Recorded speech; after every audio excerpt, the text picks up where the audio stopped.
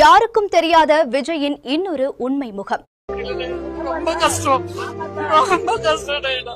வரப்போற சட்டமன்ற தேர்தலில் ராயபுரம் தொகுதியில யார் வின் பண்ணுவாங்க நினைக்கிறேன்? விஜய் வின் பண்ணணும் நினைக்கிறேன்.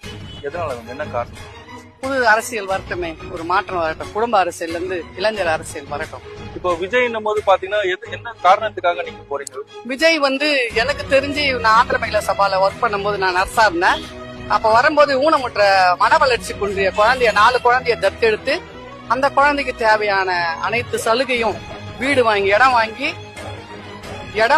இடம் கட்டி கொடுத்து பேங்க் பேலன்ஸ் போட்டு வச்சிருக்காரு. சின்ன வயசுலே திருமணமாகாத வயசுலே அவரு 4 குழந்தைய தத்தெடுத்தாரு ஆந்திரமயில சபால மூல வளர்ச்சி குன்றிய குழந்தைய. ஏன் அந்த குழந்தைக்கு தேவையானது சாவர வரைக்கும் இன்னும் நடந்துனது சலுகை. யாருக்கும் தெரியாத ரகசியம். நாங்க தான் தத்து கொடுத்தோம், ஆந்திரமயில சபா தான் தத்து கொடுத்துரு அந்த குழந்தைங்களை அவருக்கு.